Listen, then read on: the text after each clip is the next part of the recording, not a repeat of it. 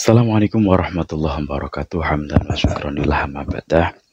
Sahabat-sahabat HR News dimanapun berada, semoga sehat selalu, berkah selalu dalam kehidupan kita, dan juga dilancarkan dalam segala urusan kebaikan kita. Amin, Allahumma amin. Lagi-lagi soal Habib Rizik Syihab.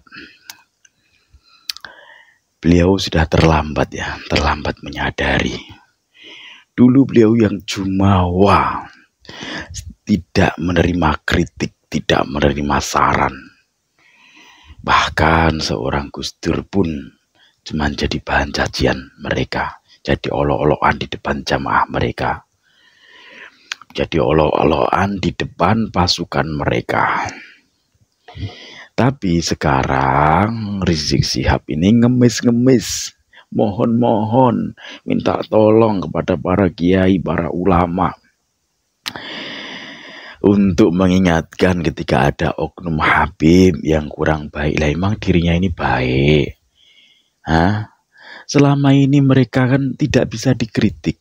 Mereka mengaku dzurriyyah Rasul yang tidak bisa dikritik. Sekarang dia mohon-mohon. Kita dengarkan videonya dulu ya.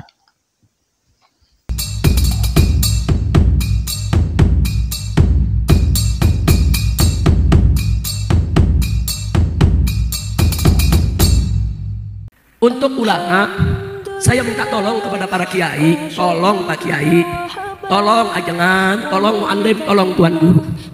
Kalau ada oknum Mbak Alwi yang berbuat tidak bagus, berbuat tidak baik, bahkan berbuat maksiat, tolong jangan dibiarkan. Tolong kami para habaib, kalau ada Mbak Alwi yang gak bagus perilakunya, pegang, nasihati, peringatkan, luruskan, ajak ke jalan yang benar. Tolong. Saya sedih. Ada beberapa orang, saudara, orang baik, kalau ngelihat ada oknum Mbak Alwi berbuat tidak baik, saking cintanya dia sama keluarga Nabi, saking ikhtiramnya kepada Nabi, dia nggak berani tegur. Habib, kami nggak berani tegur Habib, kami takut su'ul adab sama Rasulullah, kami takut su'ul adab sama Nabi Allah, kami nggak berani tegur Habib. Saya kasih pengertian, tolong Pak Kiai, kalau dia sampai dibiarkan, nanti kejahatannya makin bertambah. Kalau dia dibiarkan, perilaku buruknya akan semakin rusak. Kalau itu terjadi, nanti nama semua habaib jadi rusak. Betul? Betul? Kalau ada oknum Mbak Alwi, habaib yang baik kali, malu dong, ente habib, ente dzurriyyah Nabi, ente mesti jaga ini keluarga Nabi, nggak boleh ente begini.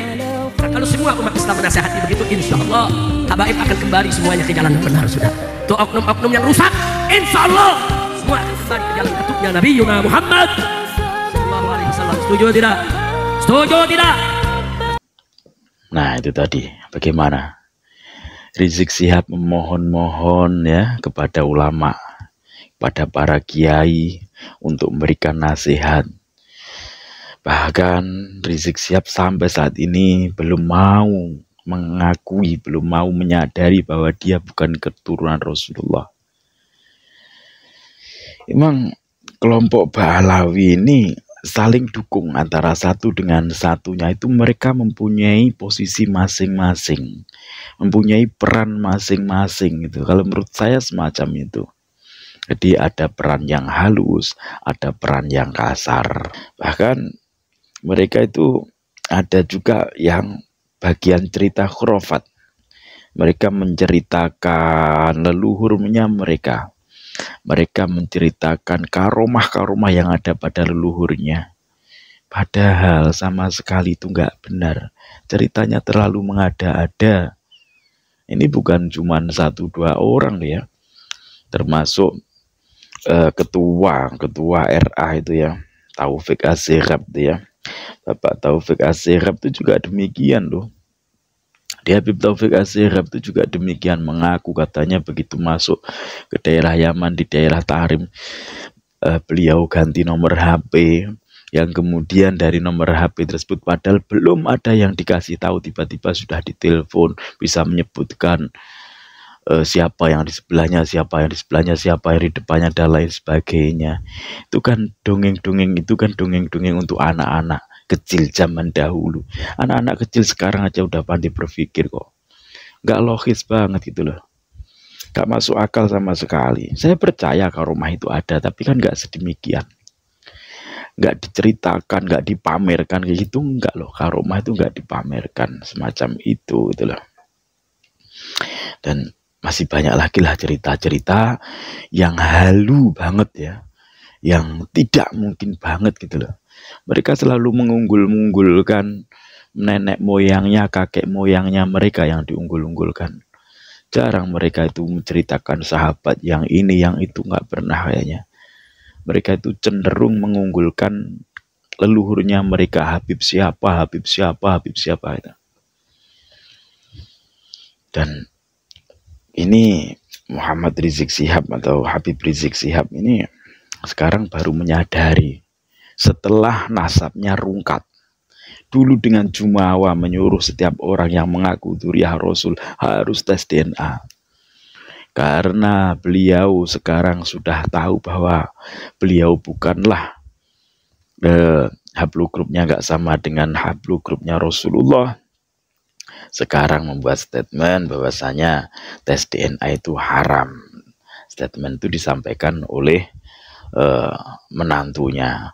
Jadi nampak sekali mereka ini ketakutan banget untuk tidak dihormati, karena saya tahu banget mereka itu bukan orang-orang yang berilmu seperti ulama-ulama kiai-kiai Nusantara. Enggak.